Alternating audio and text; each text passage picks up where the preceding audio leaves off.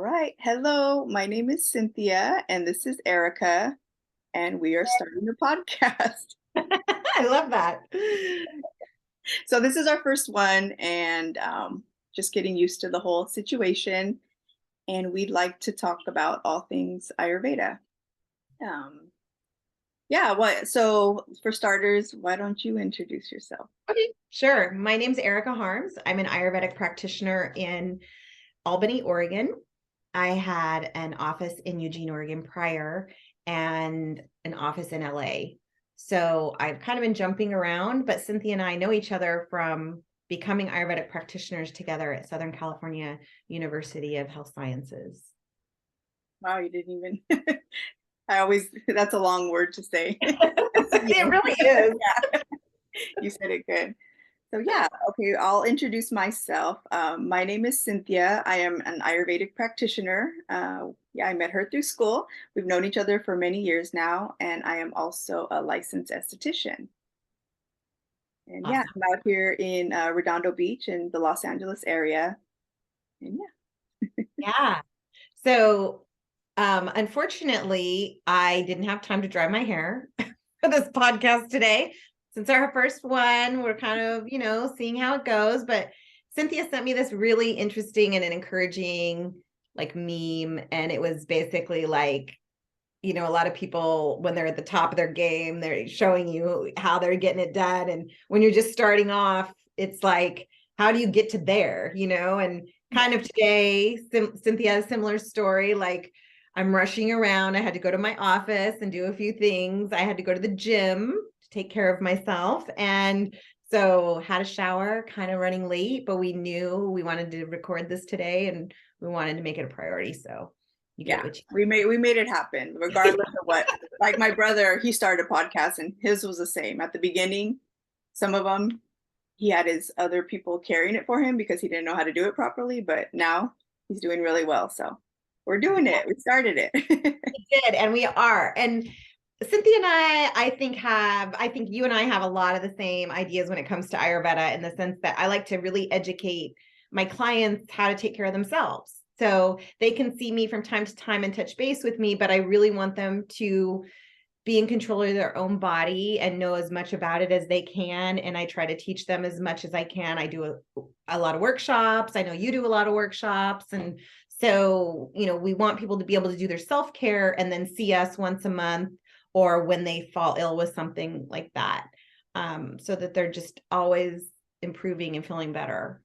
Yeah, I feel like I have the same philosophy. Like I want people, I know we're all human, we do human things, and Ayurveda does kind of help us get back into alignment. And yeah, we just, so we're going to talk about a case study. Yeah. Yeah. So I think it's great. We're going to talk about a case. And I thought maybe at some point too, we can have people either message us or we can have other people join us who we could show how we do consults. And so people can see kind of what that looks like. Yeah. And but I wanted to share this case that I have because I get a lot of people, as I'm sure you do too, who they've had such a long-term relationship with an issue. They think it's something very serious, but oftentimes it's very easy to resolve. So, so essentially, maybe after I share this case, you can talk a little bit about Vata, Pitta, and Kapha. So, if I'm referring to some of the vocabulary that maybe not everyone's familiar with, but so I had a client and she is essentially pretty healthy. She actually owns a gym. She does a lot of CrossFit. She is definitely a Pitta Vata person. She's a go-getter. She works really hard and she's healthy weight. She exercises. She's 43 years old and she's always had these digestive issues her whole life. And essentially she goes like 2 weeks at a time without having a bowel movement. And her mom was like that. That's a long time. Her mom was like that. And so she thought that was just part of their body structure. And she thought she had like twisted bowels or maybe some hiatal hernia. and she could have had some of these things, but she's been relatively healthy. She's had no surgeries. She does have 4 kids. And she takes like vitamin D. She doesn't do any kind of medications. She's very natural with that stuff, but she does eat a lot of to-go food. And when I asked her about her, well, there was a couple of things. She has 4 kids, so she's obviously busy, but she also has some serious stress from her parents. Like she grew up kind of taking care of herself. So she kind of has this new opportunity to create a family. And I think she feels a lot of pressure. Yeah, she wants to revert. Yes. Yeah. And she kind of moved in with her husband's family when she was a teenager. They've been together forever. So she has this like rock solid family. It's really beautiful. But I think she just feels that kind of pressure. And she does still support financially her parents. So yeah, because they want one of them, her father's an addict, and so she makes sure he has a place to live, and so she has some pressures. She has some pressures for sure. But I noticed with her day, I always have people tell me your daily routine, like what are you doing? It's great. She gets up at 6 a.m., 6:30 maybe, so she's getting up during that Vata time, which is great. She has yogurt, cold yogurt. She takes a shower, and then she has iced coffee. And she does that throughout the day. She loves to get a sandwich on her break, a cold sandwich, and she drinks ice water throughout the entire day. And then at dinner time, they tend to go out and they can do, she has kids. And so she'll do like Burgerville is very popular here. I'm trying to think of some other things, but a lot of it's, it's not healthy. Yeah. Yeah, well, like the first thing in Ayurveda is not eating packaged food. So she eats a lot of to-go food. Yeah, she doesn't do a lot of I think one of my goals for this podcast too is and I understand because we've been kind of conditioned this way, but I have younger people who think they're actually making food because they're heating it up. Oh yeah. But it's like they cut open a sauce and they didn't make the dressing, even if it's a salad, and that is really processed. And so sometimes we don't think about it, and hopefully down the road we can talk about things like that and how to make simple, easy things that are actually homemade, because I think that's kind of a lost art, sadly. It is. But basically I took her pulse. She had her pitta, even though she's a pitta vata person, and you can tell just by looking at her, and her energy is very pitta. She had really high vata, right? And her tongue was purple, it was swollen, it showed low absorption, and it also had a big crack down the middle, which a lot of times we associate with trauma, and as well as vata and dryness. So have I covered it all? Yeah. So yeah. And yeah. So, go ahead. oh no, I was gonna say, how long ago did she come to you? Like, what is it? Has this been a while or? Yeah, actually, I reopened my office. I took a year off during COVID because we were on, off, took it off, moved to a different city so I can take care of my parents. And so I just reopened in January. So now it's mid-March. So I just saw her 2 months ago. She's one of the first people I saw. And it was almost immediate. It kind of like dawned on her, like, I'm like, you have a huge vata imbalance because you're eating everything cold and dry and rough. And we just have to make it warm, moist. And we switched out her food. I gave her ideas for food. I work with her, so I catch her all the time with her iced coffees. I bring in Ayurveda, they say Agni, which is our digestive fire, you have to keep it lit and going. So she's basically putting it out with all the cold vata energy. consuming. Absolutely. Yeah. Yeah. So I'll actually bring her a mug of like hot water because we have one of those things that make hot water in the lobby. I'll be like, I think it's time for this. But it was quite frankly very simple. I gave her healthy metabolism. So basically that herb combination basically starts your metabolism, and it's like a prebiotic essentially, like an herbal Everything probiotic. moving. Yeah. And then I gave her Trifala because I knew there is a lot of backed up stuff if you're only going once every 2 weeks, and just feeling so uncomfortable and just not happy.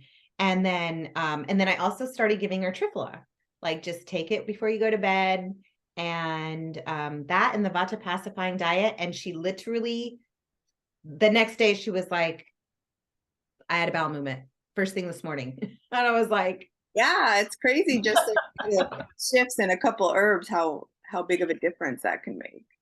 she literally came in every day to the office and was like, I had another bowel movement. I had another bowel movement. You're like, Like every single day. I know. It Ayurveda is happens, all about bowel movements. You're like, you got a right? good bowel, you're good. I know at my workshop we were talking about that, how I'm like, I hope everyone's comfortable, but we talk a lot about bowel movements. That's like the key to healthy living. You want a good gut. Absolutely. And it's funny because I can totally relate to her. Like I think that's what really got me into Ayurveda is I had a horrible system. I would constipated all the time, and literally Ayurveda, just small things like that, drinking the warm water, knowing not to put out my digestive fire in the morning, and eating more warm, soothing foods, literally, and Triphala. Triphala is my go-to. It like makes all the difference. Yeah, it really does. Yeah. And it's interesting because I mean, I didn't think it could happen that quickly. I think even though Ayurveda is so subtle, I'm always amazed at when people, I knew because she's a pitta dominant person, so she's very disciplined. Once she sets her mind to doing something, she's going to get it done and she's going to follow directions. And so, I mean, as soon as she's still doing the same, and every time she's kind of a shy person, so it's really cute actually. She'll be like, we'll have like people in, she'll be like, oh, you should go see her. She's like, I'm like, I'm pooping every day now. That's so awesome. Yeah. Yeah, it's pretty funny. I know So I had a client just she had a baby and she was younger, and just a couple little shifts she just like messaged me. She's kind of a friend of a friend, and she couldn't lactate as well as go to the restroom. And I gave her just a couple I told her to eat warm in the morning. I think she was probably eating yogurt. I can't remember exactly. And fenugreek. I told her to start soaking fenugreek and eating that. And I think she got like the mother's milk tea, and she just did a couple things, and her milk was flowing and the constipation went away. Yeah. yeah, it's kind of amazing. Yeah. Yes. Yeah. And just the movement. I mean, I tell people now because I see it and realize it more, like the diet is huge. You see it on Dr. Mark Hyman, all these people saying, what you put into it, that's something you're doing every single day. So you have to put the right things in. And then obviously the herbs we use stimulate your body to do what it's supposed to do already, not take over, like Yeah. pharmaceuticals tend to do. So it's like, it's just about getting everything to kick back on. That's what the herbs do. And and then I tell people to go out and walk 15 minutes after each meal, because 15 minutes you can walk a mile. And if you do it 3 times, you're already walking 3 miles, which is way more than most people walk, including myself. Definitely. Yeah. So that movement after eating, I mean, it's just it Yeah. everything starts working. Yeah, it really does. Yeah. I like to do pranayama in the morning too. When you wake up, the breathing kind of helps everything move along. Does it really? I have not thought about doing it for Yeah, because getting. with me, my issue, when I would see Viati J, he would tell me when I wake up, he would want me to squat against the wall and just do some deep diaphragm breathing, like to get deep in there because it helps stimulate and gets everything going. Because I had such a problem with bowel movements. So that would help really get the things going. And it did. It helped that along with, a couple herbs and stuff. So Oh, fantastic. I didn't know that. That's good to know. Yeah, that's easy yeah, it's super easy. to add. Yeah, that's what I think I love about Ayurveda is it's things you're already doing, Hmm. and incorporating a few herbs that are organic and they're inexpensive. And it's just, Yeah. Oh, I have a friend, her husband, he's so not like he's against everything, but he's always skeptical. Like he doesn't like to try new things and stuff. But he is so for the CCFT, like because he gets really bad acid reflux. He's super pitta, and now he's all about it. I met them at a coffee shop a few days back, and he was telling his friends like, "Oh yeah, I drink this tea." He calls it caldo tea, like soup tea, because he thinks it tastes like soup. kind of does. Yeah, Yeah. he's like it's kind of like a soup, and he's like, but yeah, and he's telling his friend like, and then he's like, oh yeah, I have really bad acid reflux and this and that, so it's kind of cool. And then his wife even bought the fennel seeds, so now he chews on fennel seeds, like little things like that. It's totally, Yeah. yeah. I It's love amazing. hearing people talk about it that you would never think. Yeah. Well, that's what it really takes is like every client I see is really word of mouth. First of all, I'm so busy all the time. I don't have time to do a lot of the social media or the marketing, but I always have time to talk about cases because I love it and it's super exciting to me. But yeah, I just go by word of mouth, and it's usually I fix one person's issue and then they tell people and then they think, okay, maybe this can work for me. And I am amazed just as much as they're amazed every single time Yeah, that happens. Because it's just, it's it's we've all been brainwashed into thinking, even as an Ayurvedic practitioner, where I've seen this happen. I've been doing this over 7 years, probably. Like we're still brainwashed into thinking like, I'm not feeling well, go to the doctor. I'm not feeling well, and even though I know nothing about this doctor and they're not really going to do any tests, yeah, and unless I really push for it, it's like we really have to stay on top of our own healthcare, even if we're not Ayurvedic practitioners. Like you need to go in, you need to know your cholesterol, you need to know what it means, you need to know your blood pressure, you need to know what it means. yeah, We all have to advocate for ourselves and be checked in to health on some level. definitely. That's so true. Yeah. So, what are some of the things that you are doing? Because we're going into kapha season, and I thought maybe we could just share, because it's always changing, as the seasons change, and depending on where you live, like you have to alter your daily routine. Yeah, definitely. Yeah, well, here it's been raining the last couple of days, so I mean, I've just been doing the basics. I do the hot water in the morning. I have changed my diet. Well, we're going into spring, so sorry. Yeah, no, I'm doing the same. I notice here because I live in the Pacific Northwest, and it's a moderate rainforest, even though maybe people don't know that about it. And so I'm always retaining water. That's my body style, is water retention. So I have to, right now I'm putting on some Ayurvedic powders and I dry brush Mm, before I get into the shower. I'm dry brushing up my legs toward the kidneys, arms, all that. It feels good. Plus, I feel like dry brushing for me, because I retain so much water, you can visibly see the difference, specifically in my thighs with cellulite, like that water retention there. So it makes a huge impact, and it's, free basically. yeah, Um, so I yeah, just do that. And then I do add an oil over the top, a light oil.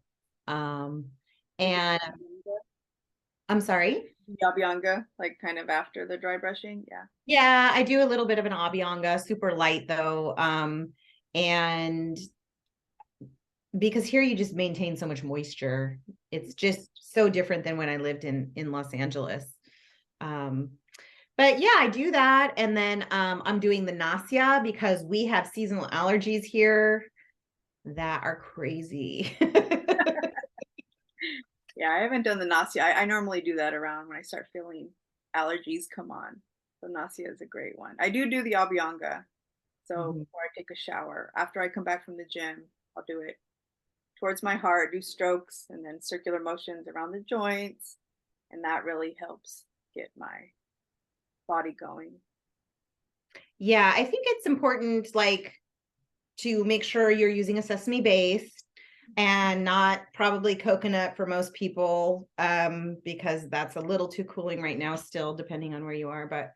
Um, but yeah, anything like kind of sesame based, I think is good. I tend to use the Maharayana oil. Oh yeah. What do you use? I just use cold pressed sesame. Yeah, Oh, okay. yeah. I used to use Mahana Ryan oil, but now I bought a big jug of it, so I just stick with that since because yeah, kapha is too cooling. I'm kapha. Coconut oil is too kapha and it's cooling, so Yes. not for me. Yeah, definitely. I'm like about to dial it up to mustard seed. Yeah. Although I'm kind of afraid of what that would smell like, but yeah. No, I've never tried the mustard. It seems a little too heating, but um, Yeah. Yeah, same here. Yeah, I actually do the Bala drops for my ears because I get a lot of in this we get a lot of sinusitis and ear, nose, and throat stuff because we literally have it's the most spectacular season here. We have all these flowering trees, super beautiful, but just tons of pollen. oh yeah, And so yeah, I use the Bala oil for my ears, the anethylum, which is a medicated nausea, it's a little bit stronger for my nose. And I always tell people just to do like a facial massage for 15 minutes with their head tilted back to let that really sink in and then just spit out the rest yeah. when they get up. So that's kind of my morning routine now. The hot water, which I'm terrible about and is the easiest thing to do. Well, I told you what I do now is I have a Stanley thermos. I fill it up at night, so when I wake up, I don't have to walk to the kitchen. So it's more convenient for me. So because it stays hot all night, like it stays hot for 12 hours. So that makes me because I have it on my nightstand already. So I can't not do it. You know what I mean? So it just makes it easier for me. Otherwise, yeah, sometimes That's smart. Yeah. feel like that's a hack that makes you do it. You have no excuse, basically. So. Mm-hmm. Yeah. No, I know. It's that and the lemon. Like I got my mom on that, and she does it with a little bit of honey. And I mean, my mom is so, first of all, she's so pitta dominant. Like she reminds me of everything I should be doing. You I've probably told hate her the hot about. water, right? I know people don't like they're like hot water. You don't put anything in it. I don't put anything in it, but yeah, you could put like a little bit of lemon or honey. Yeah. So. Yep. Yeah, she just puts a little bit. She is a beekeeper, so she has her own honey, which is also great doing local honey to help with your allergies. So she does that. Does she get And allergies or not so much? she does have hay fever. Yeah, so it's basically that's allergy. Yeah. So she gets a little bit of it in the spring. It's kind of hard not to because we really produced we are the largest grass seed producer in the world right here. Really? I didn't know that. Yeah. Nice. So I'm noticing we only have 3 minutes left. I don't know if I oh, put it. that was perfect. Yeah, we pretty much wrapped it up. Maybe we can wrap it up because I was like, oh, apparently, yeah, Yeah. So yeah, that was that yeah, was fun. yeah. A nice chat, a good to get the ball rolling for sure. Yeah, I like the format. I like that. And I like talking about some of the things we're doing, like to um Yeah, maybe next time we can get more into like what Vata, Pitta, and Kapha are, oh or yeah, I forgot that part. Yeah. yeah, we're talking about it, unless Ayurveda, you don't really know what that is, but maybe we can talk about that in whatever season we're in, or you know, just talk about more about what the things mean. This one was kind of we just talked about it, so get people more information that aren't familiar with Ayurveda. I think that would be good. I do too. Yeah. No, it was super fun. Yeah. It was fun and it was easy. Yeah, glad we did it. And yeah. We'll have to think of like, when did you want to keep like for your schedule? When does it usually work to do it? Actually, Thursdays are good for me. So I don't know if they're good for you, or even Wednesday, because I normally go to the gym and then I come home. And Wednesdays and Thursdays are my days off. So I could probably do it. I don't usually I go in to the office Wednesdays, Thursdays, and Fridays. So oh, Monday, Tuesdays tend to be like my apartment days, whatever. My glamorous apartment life, cleaning Airbnb. um, but yeah,